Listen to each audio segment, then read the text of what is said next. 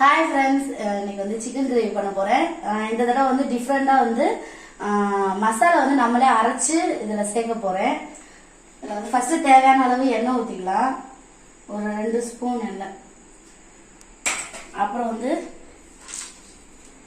இது தேவையான பட்டை, ஏலக்காய் 1, கிராம்பு, சோம்பு கொஞ்சம் போட்டுக்கலாம்.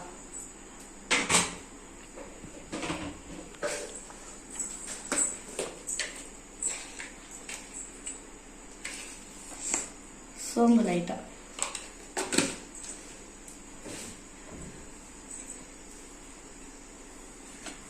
இது வெங்காயம் மீடியம் சைஸ் பெரிய வெங்காயம், கருவேப்பிலை எடுத்திருக்கேன். இது கொஞ்சம் வெடிச்சோன்னா வெங்காயம் சேர்த்துக்கலாம். இந்த மசாலா வந்து அரைச்சி சேர்க்கறதுனால நல்ல வாசனையாகவும் இருக்கும், ஃப்ரெஷ்ஷாகவும் இருக்கும். நமக்கு மசாலா கடையில் வாங்கி மசாலா சமைக்கிறத விட இது கொஞ்சம் டிஃப்ரெண்டா இருக்கும்.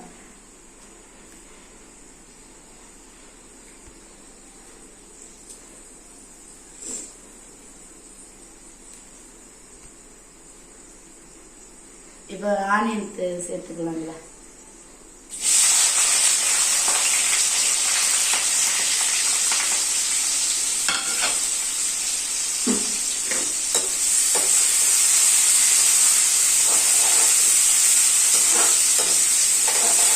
நான் வந்து 1/2 கிலோ கறி எடுத்திருக்கேன். சிக்கன் வந்து 1/2 கிலோ எடுத்திருக்கிறேன். இதுக்கு தேவையான மசாலா தான் இப்போ சேர்த்துக்க போறது.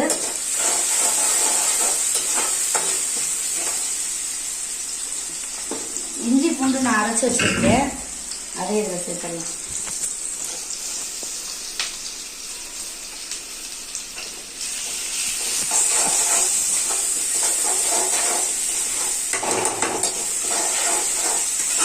நல்லா பச்சை வாடை போனதுக்கப்புறம்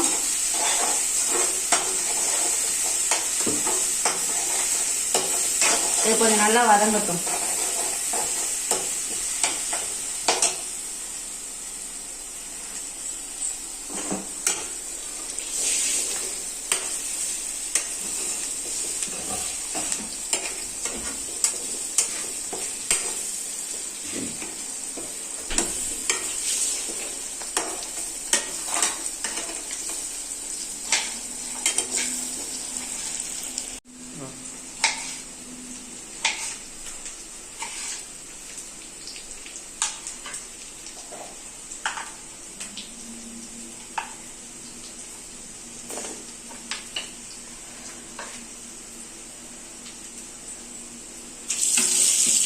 இப்போ தக்காளி பழம் வந்து 2 பழம் மீடியம் சைஸ் அதை சேர்த்துருக்கேன்.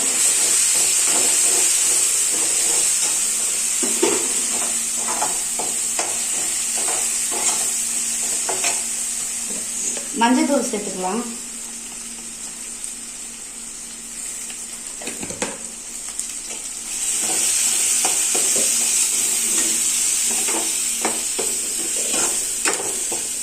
கொஞ்சமா உப்பு.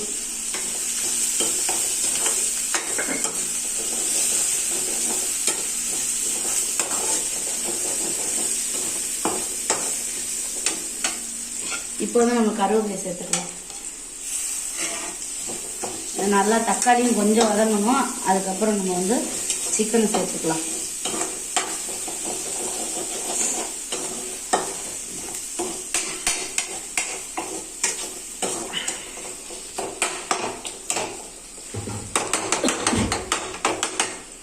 நல்லா வதங்கட்டும்.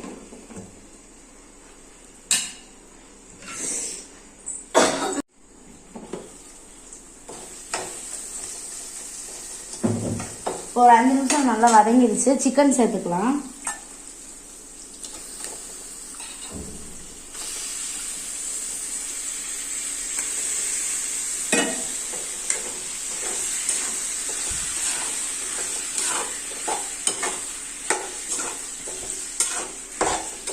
இப்போ இந்த சிக்கன்ல இருக்கிற தண்ணியெல்லாம் இறங்கி நல்லா வதக்கிடலாம். ஒரு 5 நிமிஷம் ஊற வச்சு மூடி வச்சிடலாம். சாரி, உப்பு போட்டேன் நான், தேவைக்கேற்ற உப்பு போட்டுக்கோங்க. இப்போ மூடி வச்சிடலாம். இந்த தண்ணியெல்லாம் தனியாக பிரிஞ்சு வரட்டும் சிக்கன்ல இருக்குது. இப்போ மசாலா அடுத்து அரைச்சி எடுத்துக்கலாம்.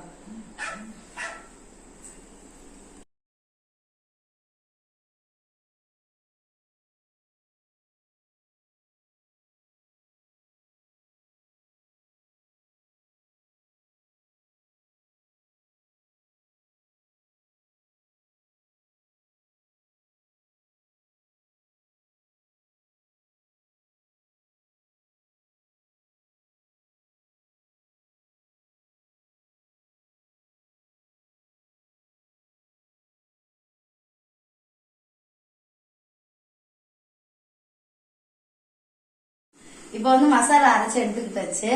இந்த மசாலா வந்து சேர்த்துக்கலாம். பாருங்க தண்ணி எவ்வளவுதான் வந்துருக்கு, கறியில இருந்த தண்ணி எல்லாம் வெளியே வந்துருச்சு. இப்போ இந்த மசாலா சேர்த்துக்கலாம். உங்களுக்கு காரம் பத்தலைன்னா மிளகாத்தூள் சேர்த்துக்கோங்க. நான் காஷ்மீரி சில்லி கொஞ்சம் சேர்த்துக்குவேன், கொஞ்சம் கலருக்காக.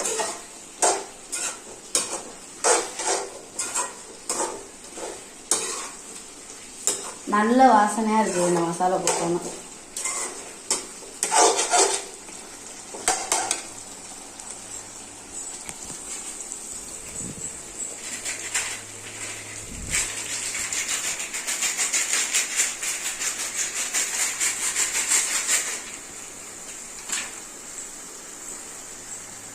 இதுல சில்லி பவுடர் கொஞ்சம் சேர்த்துக்கலாம்.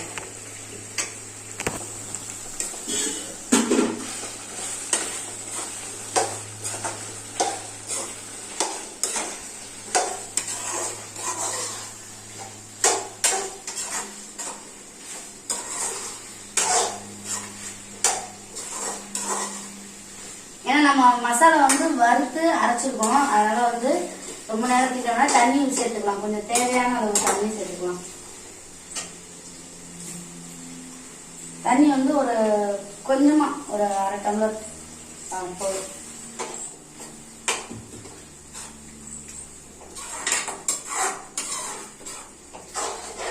உங்களுக்கு கிரேவி எந்த அளவுக்கு வேணுமோ அந்த அளவுக்கு தண்ணி எடுத்துக்கோங்க.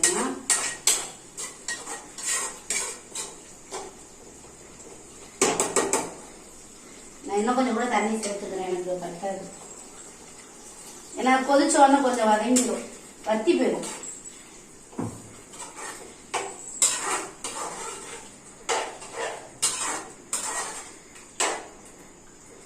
உப்பு பார்த்துக்கலாம்.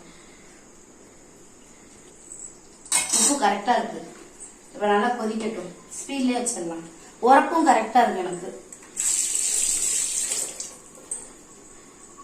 நல்லா கொதிச்சோன்னா எப்படி வந்திருக்குன்னு பார்க்கலாம். இப்போ வந்து சிக்கன் கிரேவி ரெடி ஆயிடுச்சு. நான் இப்ப நைட்டுக்கு தான் சமைக்கிறேன். இப்ப சாதத்துக்கு இதுவே சப்பாத்திக்கும் நல்லா இருக்கும். பிள்ளைங்க சப்பாத்தி வேணாம் அப்படின்னாங்க. கடைசியா கொஞ்சமா கொத்தமல்லி இது தூவிட்டு அப்படியே அடுப்பை ஆஃப் பண்ணிட வேண்டியதான்.